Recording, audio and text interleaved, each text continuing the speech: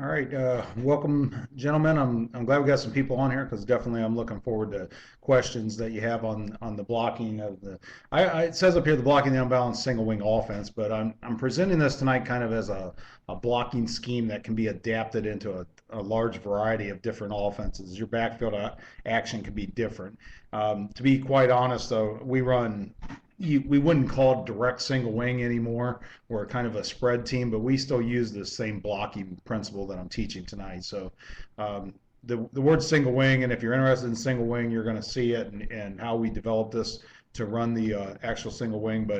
And quite honestly, it could be adapted to anything. And I like this because it's different than how I was taught and how I learned. So hopefully, again, ask questions. Maybe you can glean something from tonight's clinic and use it to help you in your football. So like you see there, I'm the offense coordinator at Plymouth High School. I've coached at Gallion High School where we had real good success running spin offense. In fact, Cartel Brooks in 2009 class, he ran for like 1,600 yards for me, and he just broke the NCAA record last year at Heidelberg University for I think he had 480 yards one game rushing. So he's a pretty special kid, but you'll get to see a little bit of him tonight on some of the clips. I was head coach at Plymouth from '03 to '07. Ran nothing but single wing there. Kind of developed the offense and the philosophy that it's kind of driven me since. I was defense coordinator before that, and I've been an assistant, been around football coaching since '90-'91 season. And it's hard to believe. Like I was telling Rob, I just finished a deck up for a guy that I coached. He was the quarterback when I first came to Plymouth, and to me that would be like 4 or 5 years ago. And so I asked him, and it's been 12. So time certainly goes fast. When you look at that 91 on there, it's been a long time I've been doing this. So um, what we're going to talk about tonight when we're blocking, we're going to use an unbalanced line.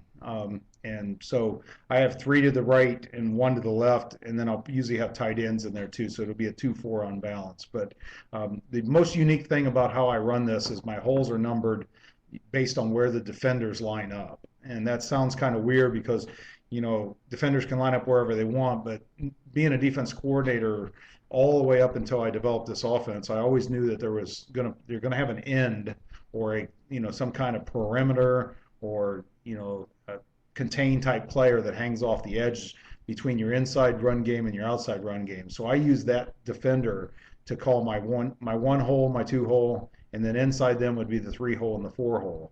And then the very next down defender inside that would be, the 5 and 6, and then we'd run a wedge up the middle. So using based on where those defenders are, we feel like we can create alleys better by numbering them rather than the gaps between the offensive linemen. So when I first developed it, we came up with this weird, reversal of having one hole be a sweep and two hole be a sweep instead of right up the middle. And then we started corresponding those numbers with our alignment.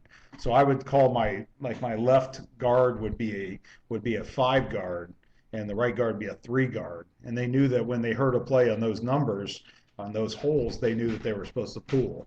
And I would never claim I invented anything in football, but I don't think I've seen anybody else use that kind of terminology with their linemen of numbering them so they know when to pool. But that was something unique to us, and we felt like it really helped the kids out.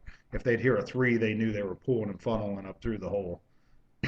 Basically, the whole philosophy of everything I'm doing is getting good angles and down blocking, creating walls, double teams, and then kicking out defenders. We will run outside, we will run sweeps, and try to hook everybody.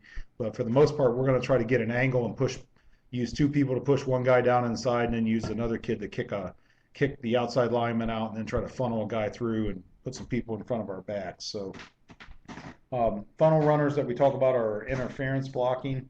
A lot of people say, well, your backside guard pulled and he ran through that hole and he didn't hit anybody. But the key a lot of times is he runs through the hole and the back's right behind him, and whether he blocks anybody or not, he's kind of in the way.